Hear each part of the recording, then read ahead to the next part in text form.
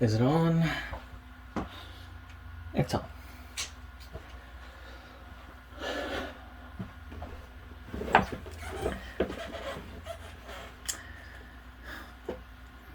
Greetings! You're watching SeptumSin versus the world. I'm SeptumSin. So, we have another episode of the Anhedenia project. I'll admit, this one is overdue. I'm not gonna front. I was kind of putting this off. I cover most of the stuff that he does, including features like that Wild West YouTube series that he did. You can check that one out a little while back.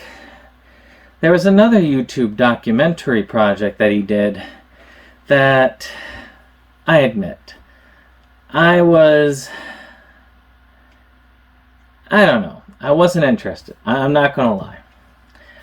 I like music for the most part, but the filming aspect of sitting in the studio with them all recording, I feel like you gotta be a fan of the band, and I'd never even heard of these people. But I went ahead and dealt with this anyway. Into the studio with Farside. Now this is a rare printing, but it's kind of cool. I love this.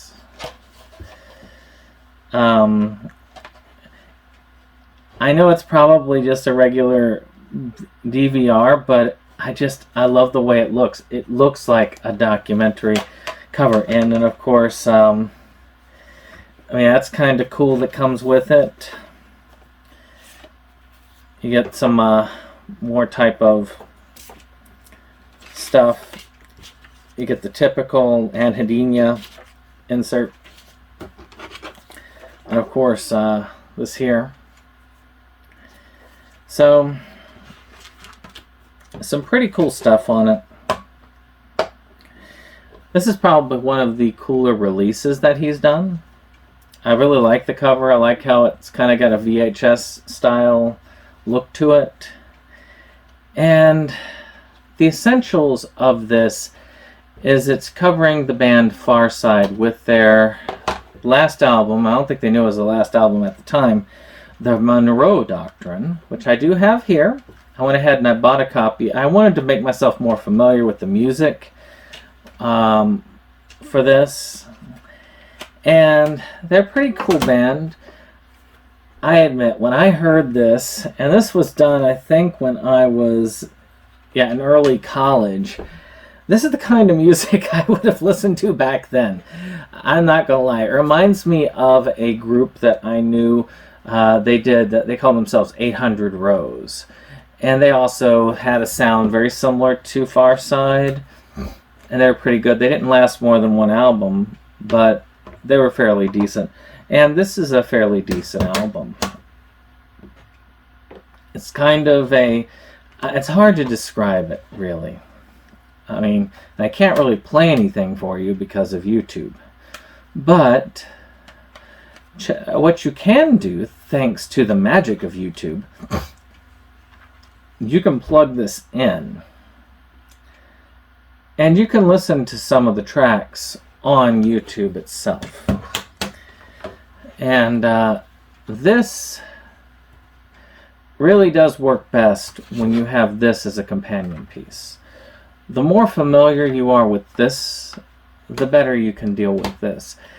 And you sit there with the band members as they play and get the album recorded.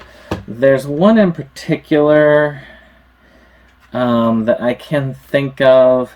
I'm trying to think of what the song was, but there's one in particular. Maybe Bled, or Too Much Too Late. I can't remember which song it is, But there's one in particular you get to hear a lot of on this particular documentary. So, who should watch this? Fans of Farside should definitely watch it because, in truth, any band I really like, it's kind of cool to get into any intricate aspect of that band. And to go into the idea of, going into the studio and filming, if you have a big interest in that, that's also who would like this.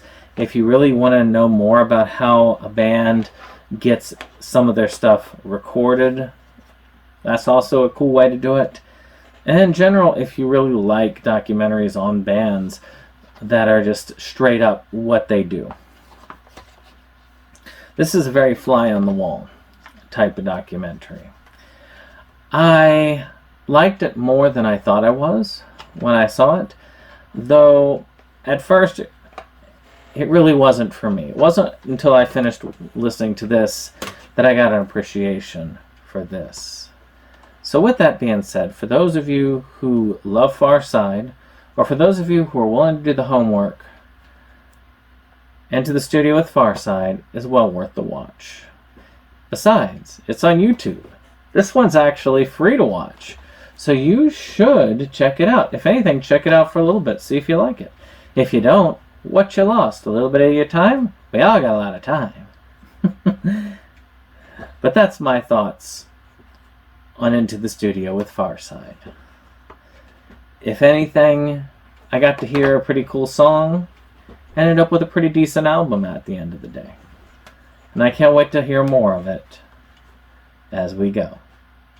This is SeptumSin, and we'll see you on the next one. Bye-bye.